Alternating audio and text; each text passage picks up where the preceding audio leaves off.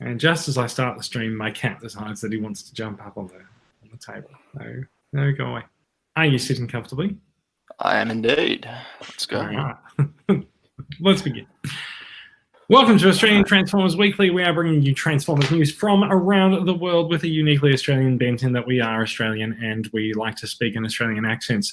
This is episode 190. We are recording live Friday, the 17th of May, 2019. And Max, is your spidey sense tingling? Maybe. Yes, it is. Because I just understood what you were going for. Right, yes. There we go. Good. I'm on the ball tonight. This worked much better in rehearsal. I don't get it. Oh, we didn't do a rehearsal. Fair enough. Coming up tonight, we have a new Masterpiece Blackarachnia figure that we're going to take a bit of a look at. We're going to show off some of our other collectibles because there's a bit of a light week in news, but there is a Bumbleverse figure doing the round that is creating quite a few waves. We're going to talk about that, all that, and more coming up just a little bit after this. I really hope Brad inserts the opening credits here. I barely listen to it nowadays. I barely listen nowadays, so he could just not insert them, and I'd never know. Yeah. I don't listen because I experience it when I record. Yeah, I know. It's like I listen to the off episodes, and then the ones I'm on, I'm like, well, I was there, so I won't bother. But yeah. I could just be complete shit and not know it.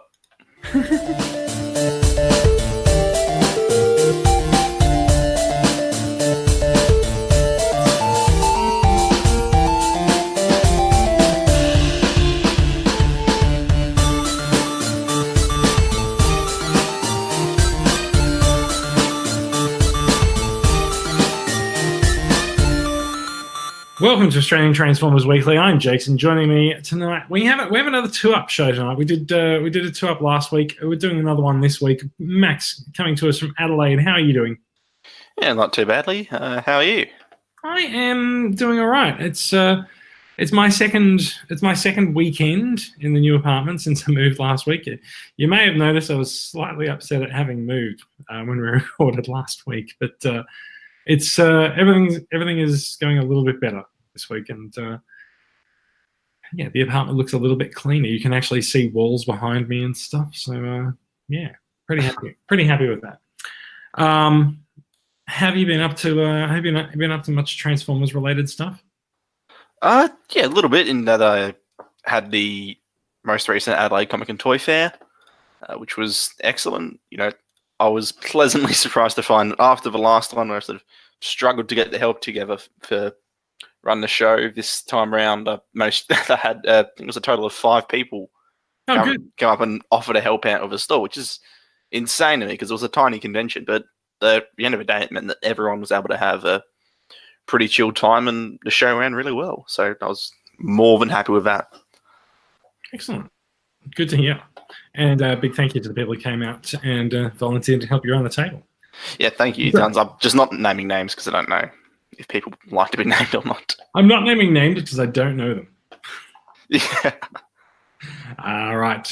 Let's get on with the show. Right. I'm gonna turn on the screen share here and look at that. We are gonna talk bots. So, we're not talking about bots, in fact, although I do have bots in front of me, because it's kind of my thing now. We are talking about bot shots, which I must say is a mistake that I have seen Brad make in the group as well. He has referred to it as the bots competition, which I suspect by the end of the year, it might become a bots themed competition. Yeah, no, it's, I think it's just to see if there's a bit of potential there, you know, I think so. Dint of the actual figures themselves, it just opens it up. Yeah, bots are pretty cool. But Bot Shots is our weekly Facebook photography competition where we encourage you to take your figures out of their display cases, out of their protective glass hermetically sealed cabinets, and take them out into the wide world and damage your investments and do weird things with them. We have had people submerge their bots in water just to get a spot in the bot shots competition. So yeah, we appreciate it, even though you may have destroyed a figure in doing so. So without further ado, we are going to go to this week's winner. And as I was saying, I think bot-bots might become a feature of these a little bit more frequently. So this week's winner is Luke Dunn, who took one of the bot-bots that represents a bar of soap. And look, I'm not sure whether or not he was successful in washing his hands with the soapy bot-bot, but I'll give him the benefit of a doubt. Yeah, no, that seems fair enough. So he's done a good go at it. Good job, Luke. And also, how did you take that photo, I wonder? Think about that for a minute. Just think about it. I mean, I feel like that left hand is like someone else's hand. You know, I think you might be right. I think it's two different skin tones there. Yes. I think we might have our... which I think makes it all more impressive, mind you. Yeah, there's two people crowded in front of that. Because it meant he had to go through the conversation of just going up to someone and going, "Hey, can you wash my hand with your hand with this transformer, and I'll take a photo of it." Yeah, can you hold this transformer while I wash it? Well, actually, this is an interesting point. Which one of the hands is Luke's, or is neither of them? Ooh. Oh, that's good. It could be like a big staged photo shoot, you know. It could be the mystery. Maybe Luke is the bot. Maybe he could be a sentient bot. Sentient bot come to rule us all. Fair enough. Is that technically cheating? I'm not sure what part of that could possibly be technically. Anyway, congratulations, Luke. It's good to see some creative use of the smallest members of the Transformers family, and look, it's also good to see creative use of the largest ones. We've had winners with Fort Max, Metroplex, and Trypticon as well. So the ability to stage a fun photo, it kind of transcends robot size, wouldn't you say? Yeah, no kidding. Probably. It just depends on your creativity. It does. All right. Well done, Luke. You are in the draw for a prize of some sort. I'm not entirely sure we know what we're doing with the prizes this year, but I suspect someone might be about to donate a BotBots 8-pack. We'll see. We'll see how we go. Shall we talk about some news? Oh, we might as well. Let's have a suss.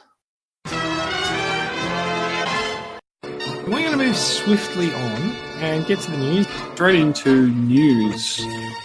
Hasbro news. That will take us into some news. What news comes from by yonder?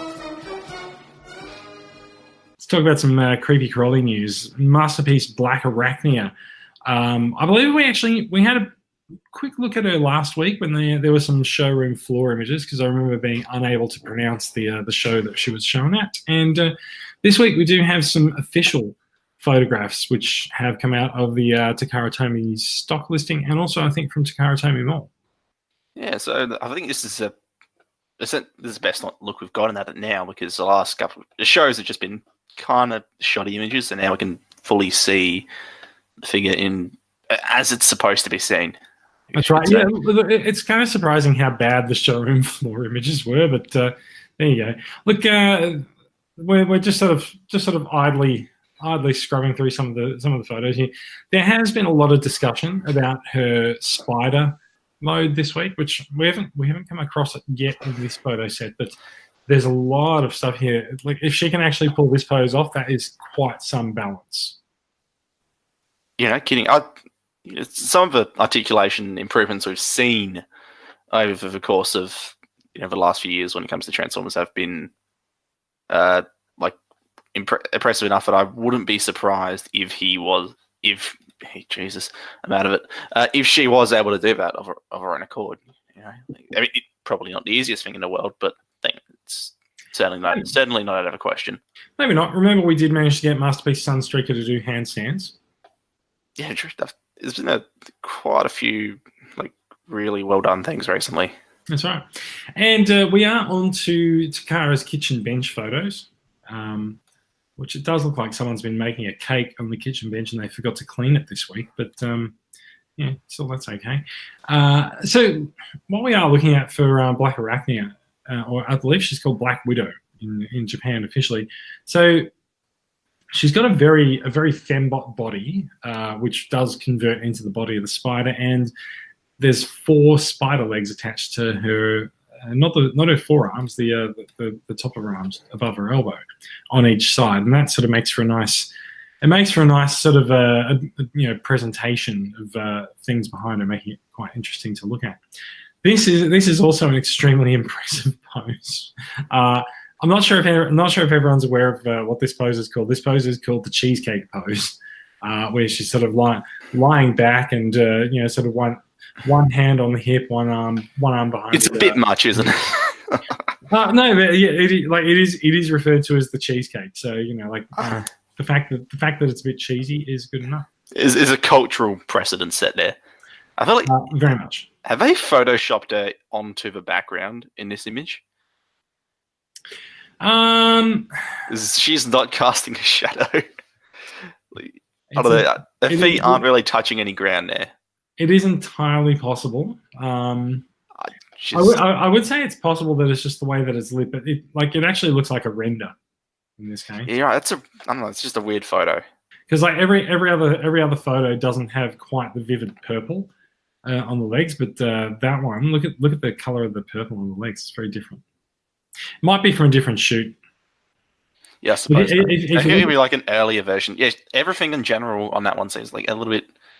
The saturation seems a bit. Actually, no, not the saturation. The contrast of the colors seems a bit higher. Yeah, I actually wonder if she might have been standing on something in the foreground and they've just shopped that out.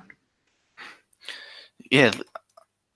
Oh yeah, maybe. Does she come with a display base? Yes, she comes with that. So maybe this particular prototype was flimsy, so they had to hold her up with that and then Photoshop it out. It's very possible. It's very possible. So look, she's a very very impressive looking figure. And there is the so there's been a lot said about the spider mode over the course of the week, and the impressive thing about this is the fact that basically the entire feminine body transformer part is sort of compressing down into the body of this spider. This is actually a really good look at that spider. We've seen some photographs over the course of the week that make it look like there's just parts hanging off it everywhere. But no, this looks quite tight and quite compact. Yeah, I heard a lot of people complaining about this when the show floor images first came out. Just saying that it's a bit, it's not perfect or anything. There's gaps in there. And it's like, yeah, that's true, but I don't know how she could do it really. Like Dinobot and Megatron, Dinobot especially pulled off some serious magic, but I feel like this would have to do so much more than Dinobot to achieve the necessary transformation. So.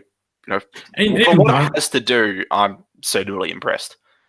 Yeah, look, even Dinobot had some compromises for as good as the figure is, but I think it's just a case of when you make a beast style masterpiece transformer, there's going to be a few compromises on the animal mode because you can't get that quite sort of unbroken surface. But this does quite well with the symmetry that's required in that as well.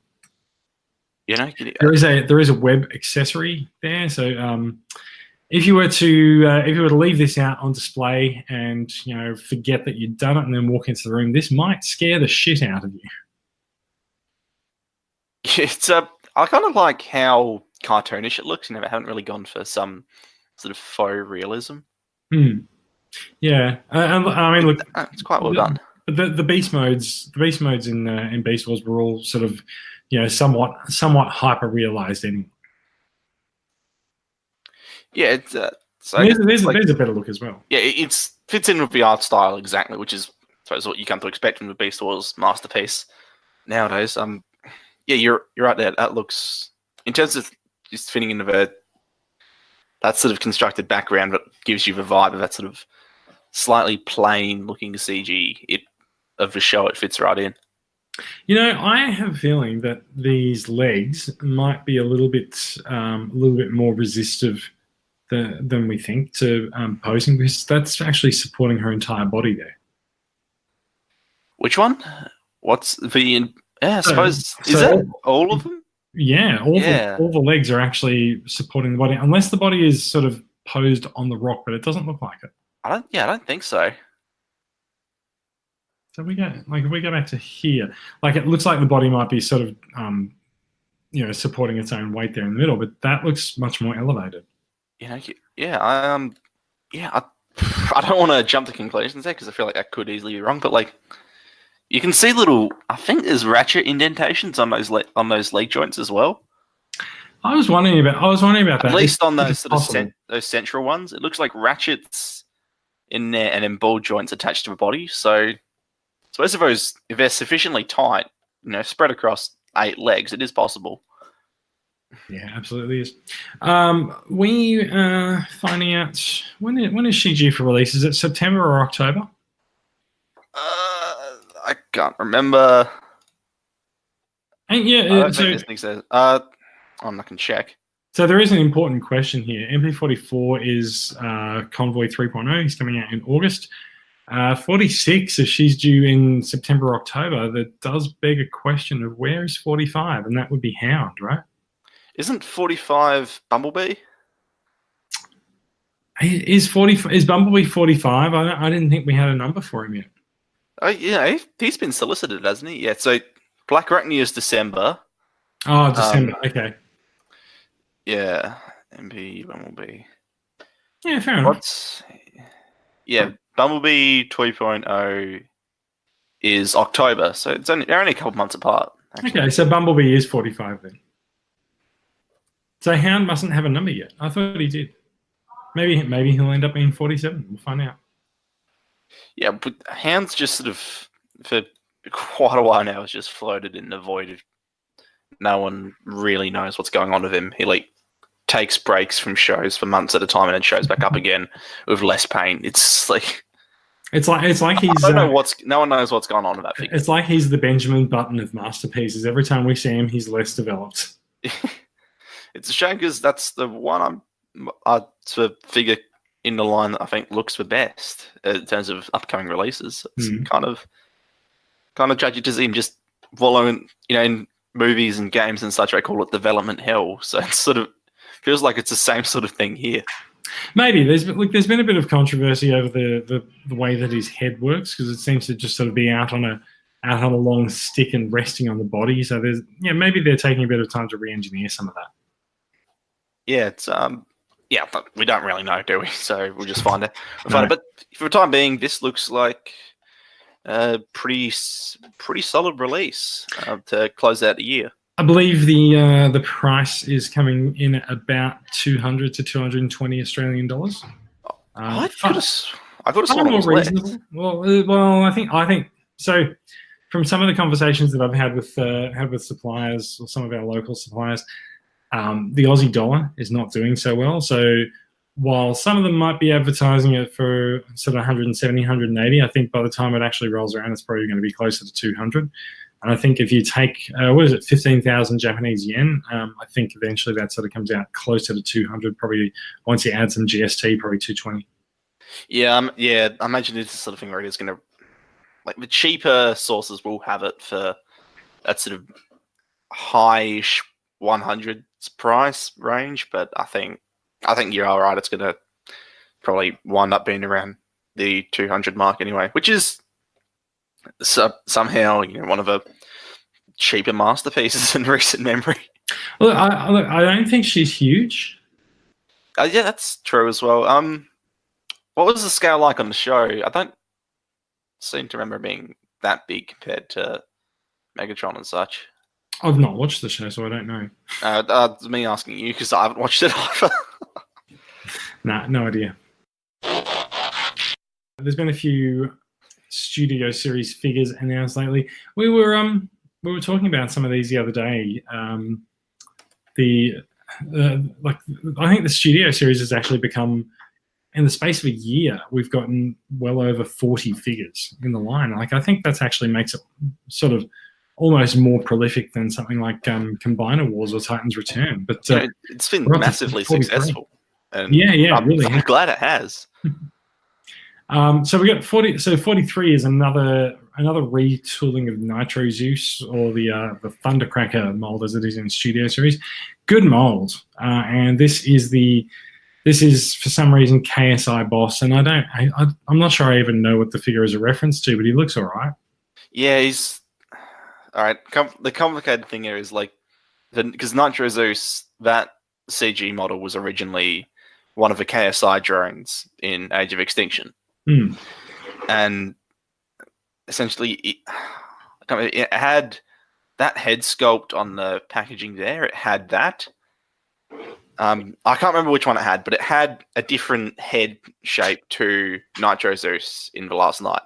And then Nitro Zeus comes out as a Voyager, but his head is not movie Nitro Zeus. It's that one that you see there. And so it's kind of a shame here how instead of taking an opportunity to actually make a movie-accurate Nitro Zeus, they just... Like, I get going for KSI boss as well, but it's like, if people wanted the pure KSI drone look, then they could just swap the heads between this and Nitro Zeus. So they've I feel like they've just turned down a pretty strong opportunity to actually make a movie-accurate version of him, which is it's a shame to see. Do you think anyone cares, though? I think I've seen some people care.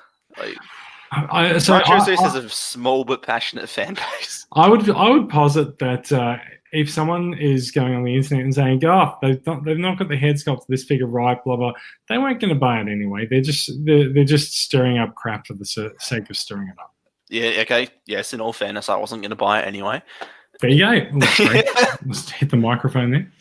There you go. Let's take a look. There's one other in-package shot that's been revealed this week, and that is the Constructicon long haul. He's a movie Constructicon, so I barely give a shit.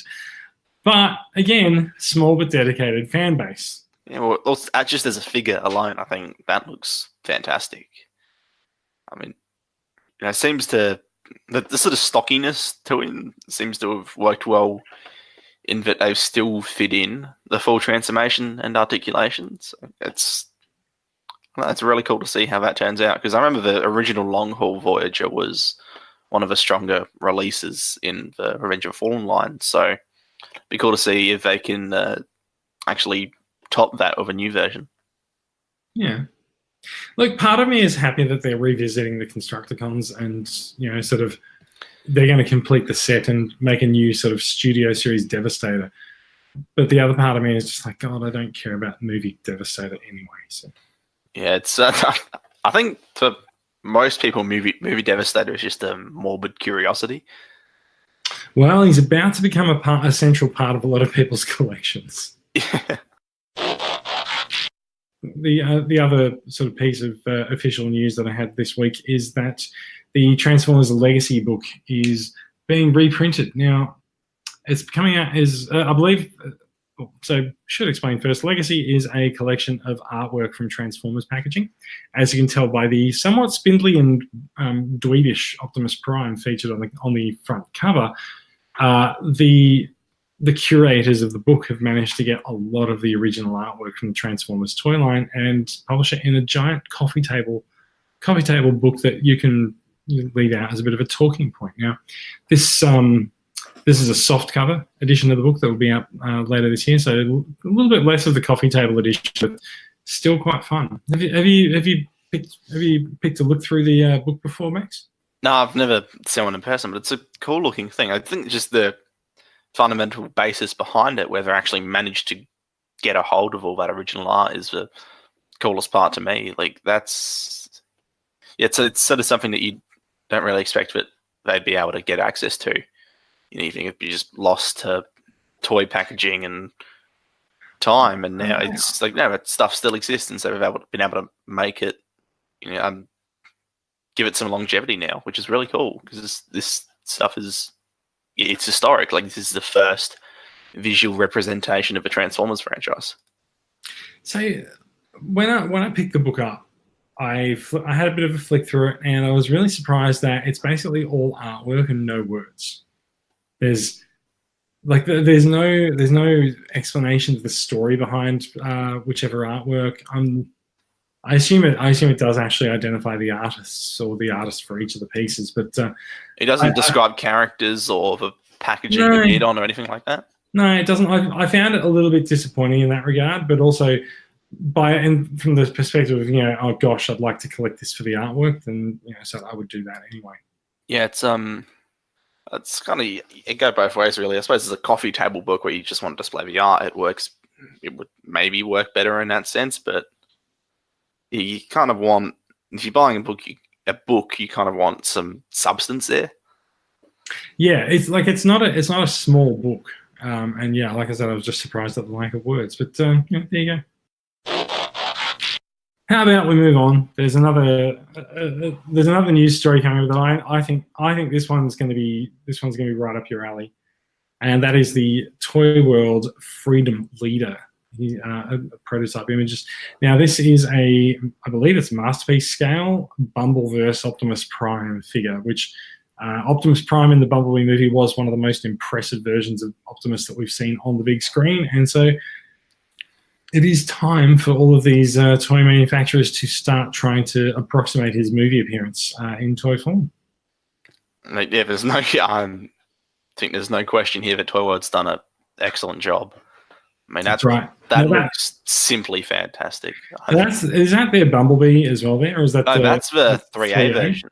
So what I'm getting from this is, if you go to the next photo, you see him next to the Studio Series 1. Mm-hmm. And yeah, clearly, Movie Masterpiece is larger than Studio Series, but not by that sort of magnitude. No, that's right. He's practically twice. So the Studio Series Optimus is a Voyager, is that right? Yeah, so it seems to me like what Toyworld is doing here is they've directly tried to, they're going for their own scale, but it's a scale of transforming figure to be in line with the 3A versions, which is ridiculous. Quite cool in my view, actually. That's because if they can keep up the accuracy to this extent, like this doesn't seem too far off of it, at least sculpt wise, the 3A Optimus Prime that we saw a little while back. No, that's quite right, isn't it? So they can actually blend the look of the two lines together. That could be quite impressive. We're still a fair way off in their Bumblebee, I think, though. So we'll see how that turns out first. Indeed. Now this photo also has a little bonus hidden away in the background, which is a Bumbleverse Ravage shown up there, just prowling around at the back of the shot there as well. Which does infer certain other character too, so that's quite exciting to see. That means that they're not just all those teasers they threw out a while back aren't just teasers. They're actually going ahead and trying to make these. That's right.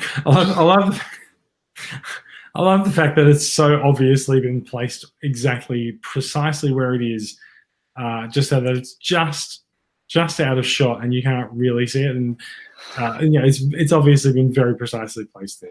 It's it's a post-credit sequence of toy promo photography. That's right. I will say this: he looks very, very well packed in. Like this rear shot, there's nothing sticking out or gone to waste or anything. It's very, very well done. Very tidy underside in his truck mode as well. And there's their movie Prime in the background for comparison as well. Yeah, it's good. This is just generally all around impressive. So you look at the Stinger there, it's obviously not Studio Series scale. It's a big chunky figure from the looks of things. He does look quite chunky, doesn't he? Yeah. Yeah. Nate's sort of him next to that Optimus as well seems to confirm the fact that their AOE Optimus is not in Movie Masterpiece scale and it's very much its own thing. Yeah. Because he's the same height as that, and this guy was significantly higher than what Movie Masterpiece would be. Which, I mean, in a sense, you can't complain too much because, now, Bumblebee is a semi its own continuity, and it also establishes a different scale as well. If you look at the heights of the characters, Optimus Prime and Bumblebee is about half the height that he was in the 07 movie. So it'd be a pretty big stretch to make the two casts scale together in like studio series or movie masterpiece and have that be accurate in the first place. So why not just treat them as two separate things? Yeah, indeed. Toyworld has been well known for delivering some really very, very well made movie figures or movie based figures. That I believe you've got one of the Toyworld movie primes, don't you? No, I've got the Unique Toys one. That's that might be the one I'm thinking of. Then. Yeah, movie masterpiece scale. And that's fantastic. I think the competition between that version and the Toyworld one has been quite a point of contention for some people. Like, so people are of two minds about which one will actually be better. I'm keen to see how the Toyworld one turns out, but not necessarily actually pick it up because just scale wise, really. Just gonna watch it from the sidelines. Yeah, this though, this whole new exploration into the Bumblebee, what you call it, the Bumbleverse stuff. That is that's quite interesting to see how that pans out. I don't really, especially how the QC on these turns out, really, because having transforming figures is certainly more appealing in theory than the 3A versions, especially since they'll probably be cheaper. But I know Toyworld has quite a reputation for poor QC at times, so it'd be nice to see them really nail this one at least. Or, this set of figures. Look, it'd be nice to see people. It'd be nice to see them really nail this because a lot of people are already quite. They're already quite in there for it as well. So yeah. One more news story before we stop and have a quick chat about some stuff. And that it is a very quick story. Fans Toys has announced a limited reissue of Phoenix. Now, everything seems to be coming up Jetfire this year. There is a new Generations Jetfire, a Commander class toy that we've not seen before. He is larger than a Leader class and a little bit smaller than a Titan. So it's probably going to come in about the 150 mark, which is probably a little bit lower than where Fans Toys reissue is going to come in. But Fans Toys Jetfire, he's a really great figure. He's a big chunky boy, and you can expect to see a reissue of him in a few months' time later this year. That's very good to hear. I haven't seen the thing in person, but every bit of feedback I've heard has been positive. So should be cool to see some more people be able to get their hands on him. Indeed. How are we doing for time? We've got a little bit of time for a little bit of a chat now because it was a light news week. We decided that we're going to start sort of going through some of the more non-transformery parts of our Transformers collections, and so I suggested that we might want to start with some Transformers artwork, things that we've got in our possession, because I'm going to have to grab that off the... I'm going to have to take a piece off the wall to show it off. If you will, bear with me for a minute. Oh, that's enough some edit points. Maybe I should grab something as well. All right, so look, I'm gonna start off here by holding up a piece of art which was actually made by someone who is in TCCA in the discussion group. He is a Melbourne-based artist known as Justin Massaru. He's a great guy, friend of the group. He does a lot of the artwork on the club membership cards every year. So the figures like I think he did the Soundwave and Blaster cards from last year, which are member-only incentives for TCCA. And there's this fantastic print that he's done based on Prowl's box art, but entirely his own artwork, which is fantastic. And I got to say, I purchased a separate print of his work, and he sent this to me for free. And I like it so much, I've framed it and put it up as well. So Good job. Well done, Justin. And thank you very much for that. Art style is quite distinctive. I find it's just because it's clearly, generally G1, right? But there's there's a certain medium between standard, like the blockiness and a more updated look, but he like really just rides the line in a very particular way, and it's cool to see. He does. I can't describe what it is about his art that sticks out. It's like this indescribable quality, but there's something to it in the shapes of it. I think it's a sort of a minimal industrial style to it. So like Prowl has obvious pistons and stuff in his feet, but there's only like a couple of them. So like it's not like a movie-verse thing where like, you know, his entire foot is full of equipment. It's a very minimal amount in there. Do you have anything you want to show off there before I go on? Yeah, Transformers wise, I want to pick out something interesting. So this is from you, actually. Oh yes. The Lost Light #1, signed by Roberts and Lawrence. So that is probably one of the more prized pieces within my collection. That's good. Um, you know the story. Just You know the story about the signing of that, right? I don't believe you've told it.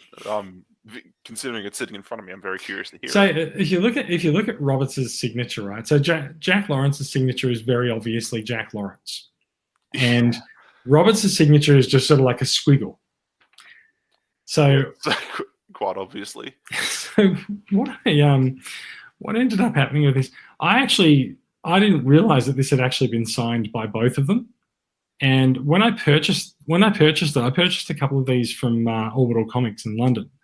And I thought that they'd only been signed by Jack because they said that they'd had Jack come in for a signing. And so I was like, oh yeah, cool. You know, it's signed by Jack. I'll take it to Sea of Nation and I'll get James to sign it as well. And so I've walked up to James Roberts and I've just gone to him, look, you know, Jack's already signed this issue. You know, can I get you to sign it? He's like, I've already signed this. Oh no, that's really, really embarrassing. And he was like, do you want me to do something else to it? I'm like, maybe just write to Max. What did you originally think your signature was? Just, do you know what? I didn't. Jack having a typo. I didn't even notice the squiggle there because I knew that it was signed by Jack, so I saw Jack's signature and I just glazed over the rest of the cover.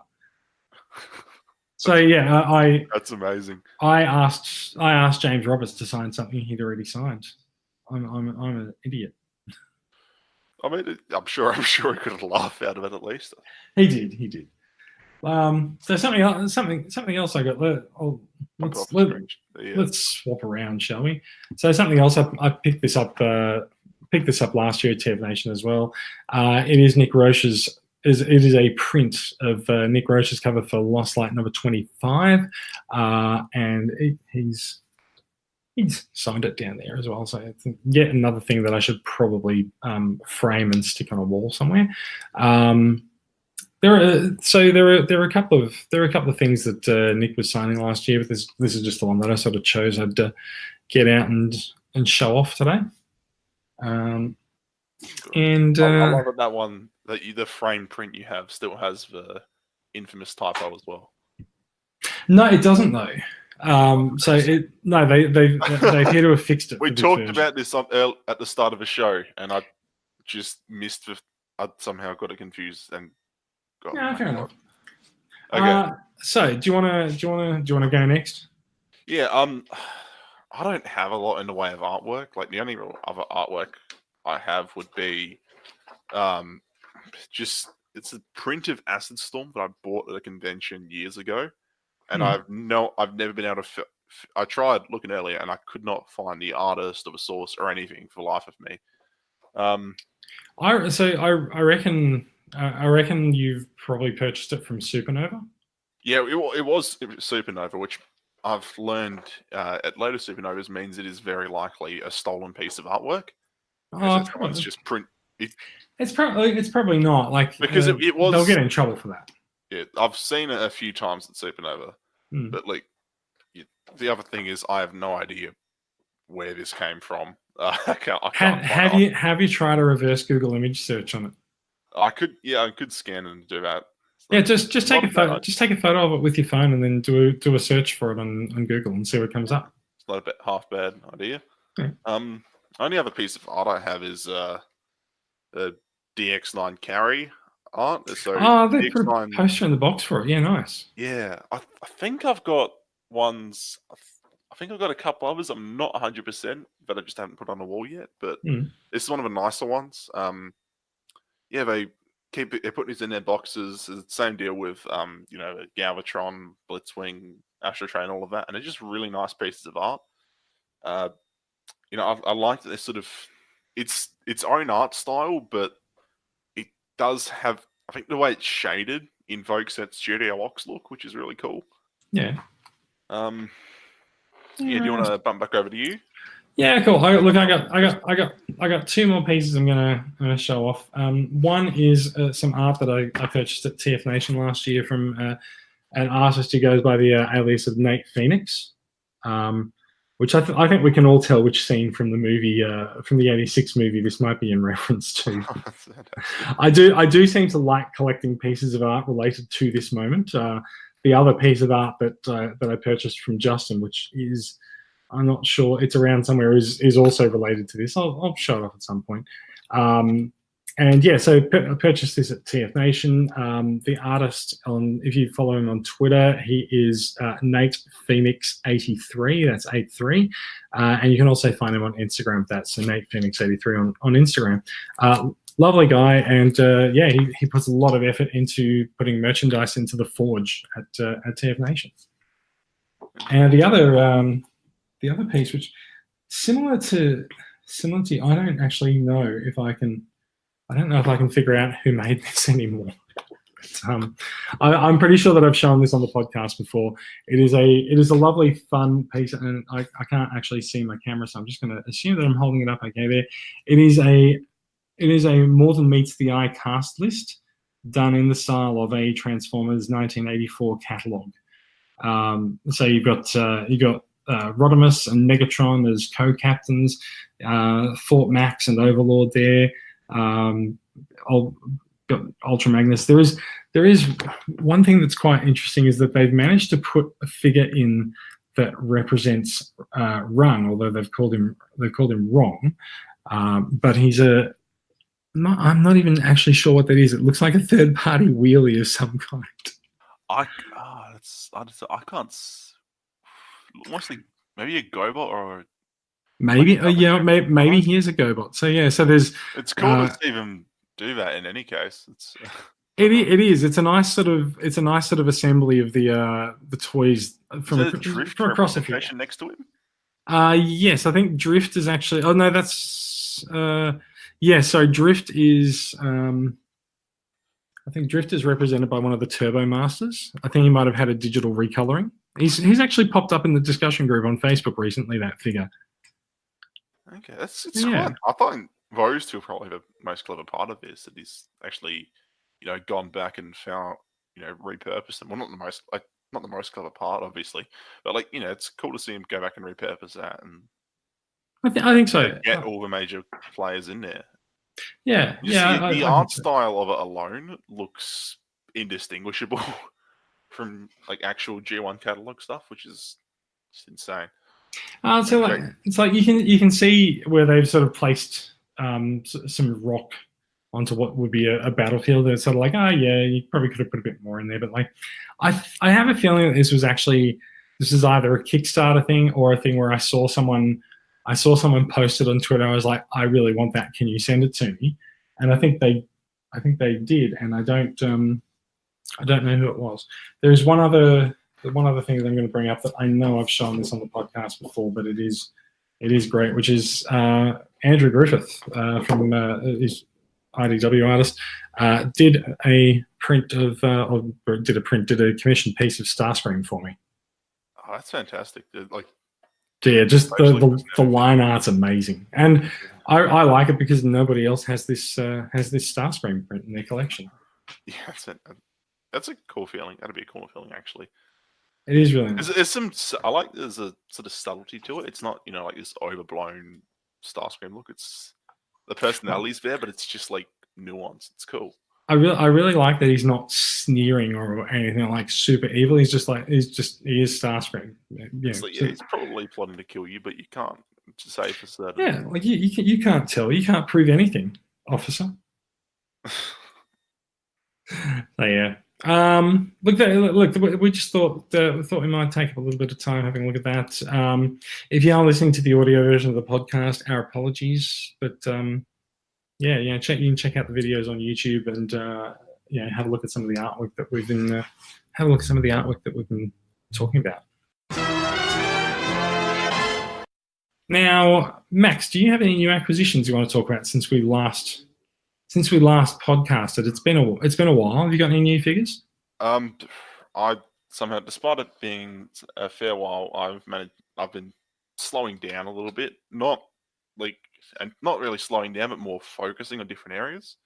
And so one of those areas has been Movie Masterpiece. Movie Masterpiece Barricade is a figure that I really loved, but is, in my opinion, the inferior Barricade design. Most notably because he's not in the Last Night version, and there's something always stuck out to me in the Last Night about that sort of trio of Decepticons at the end that you're left with by the end of the movie. Like this cool little crew. It's like a neat little cast of characters, and they're all fairly well known and remembered at this point. So it's like, yeah, I want to get a MPM scale representation of those. And so for Nitro Zeus, there's the really high end knockoff. For Megatron, there's that Unique Toys version coming. But for Barricade, there wasn't really an easy option. So I kind of had to go with just the generic KO. This is just the Studio Series Deluxe upscaled. It is from Black Mamba, though, so it's of a solid quality. But yeah, the only real improvement I can point to is that the chest locks in very solidly. Like on the original one, this would just flap, but here it actually stays in place. Other than that, the tolerances are all good. They're a bit stronger than on the original version. Paint's all there, what have you. But yeah, it's certainly not a Movie Masterpiece figure, but it has, I think, by dint of like the bulk of it and the type of plastic used and just the general design, it has the presence of a Movie Masterpiece figure, but not the engineering. Right, so it's got obviously still a lot of kibble and some fairly limited posability. So he looks good standing there, but beyond that, it's kind of just a filler until some other third-party company actually does what we all deserve and gives us the definitive TLK Barricade. I see. I don't suppose you have anything to show off?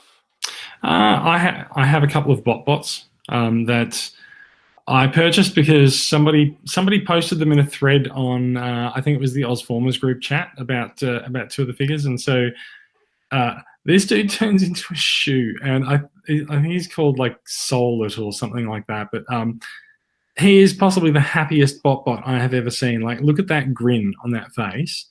He doesn't really have much by way of eyes, except he's got the visor, so that makes him look even cooler. The sunnies sell it for me. Like, I know. Like the sunnies just look amazing.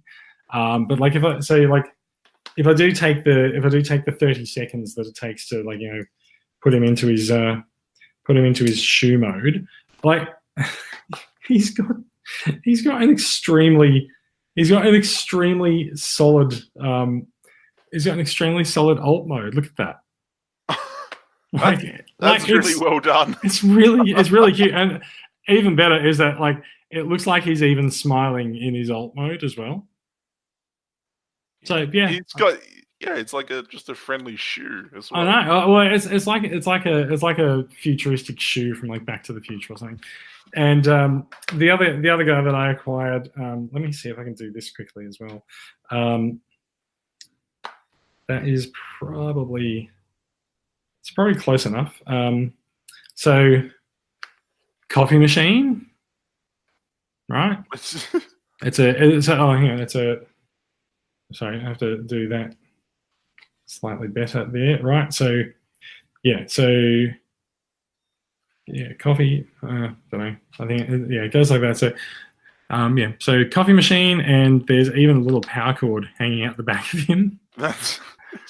Hasn't it? Attention to detail in these little things. I know there are, aren't there? It hasn't been localized. It's only got a 2-prong power cable, but that's okay. And now, if I take the couple of seconds that it takes to transform this guy into his robot mode, you will be impressed, right? I present to you Javasaurus Rex.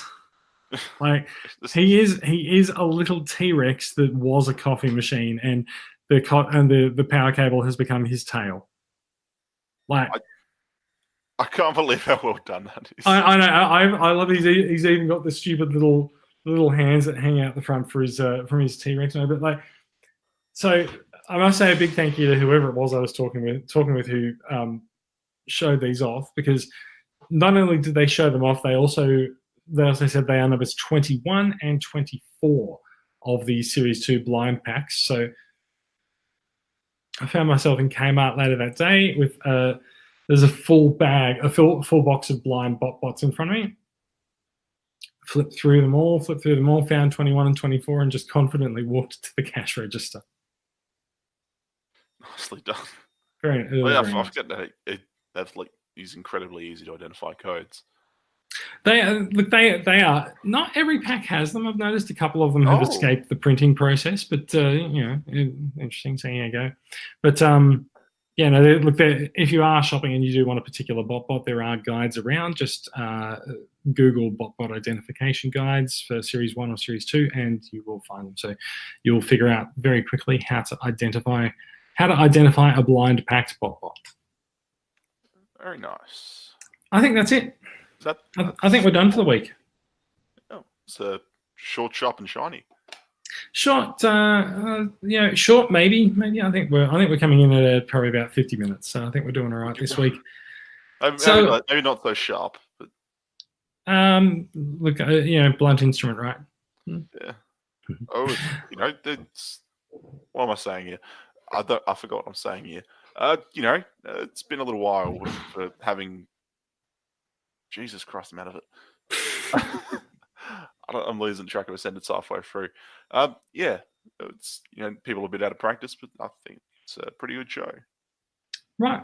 Well, it's been fun. I am probably going to be off for a couple of weeks. I'll be away because it'll be my birthday weekend next weekend, and the weekend after I'll be in Melbourne for a friend's birthday. So I'll probably be back sometime in mid-June. But in the meantime, people will hold the fort, and there'll be more Australian Transformers Weekly to consume and listen to in the meantime. But if you are listening to us and watching us live, thanks for checking us out. I don't know if anyone is because it's Friday night. You can find out more about these stories and more on in the show notes. They are on the Transformers Weekly Facebook page, the Podbean site. If you've downloaded this episode in a podcatcher, they're probably sitting in the notes section. You can find us all in Transformers Collectors Club Australia on Facebook, and you can find the podcasts page at Australian Transformers Weekly. We are a production of Transformers Collectors Club Australia. It is a registered club in Victoria run by volunteers like us who donate their time and money like us, even though I don't have that much money, to make the club better for everyone. We want to connect Transformers fans around the country, and we do it by engaging the collecting community. You can find out more about the club, including affordable yearly membership options, coming at you from $5 at transformerscca.com. I will also point out that there is a donation drive with some pretty good prizes on offer at the moment. If you're after Masterpiece Inferno, Big Convoy, or what was there was a reissue in there of some form, I believe. Yes, I feel like it was a reissue Jazz. I'm not entirely sure, but if I come up here, it was a decent selection. Yeah. I'm really quite there for the the figures for the prizes. So there's a encore reissue Jazz there, and the Street Fighter figures as well. That's why I forgot about it. Yeah, so Street Fighter figures. There's a third party Megatron, Big Convoy, Masterpiece Inferno, and Encore Jazz. They are all up for grabs. Just $5 gets you an entry into the donation drive. So do come along, throw a few dollars in, and you might walk away with a well sought after figure. Yeah, always well worth it. Indeed, and thank you very much to Saviour's Toys at tftoys.com.au for sponsoring the competition for us. Cheers, guys.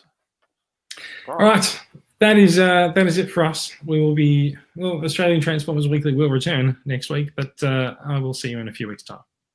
Thanks for listening, and bye bye. See you in a bit.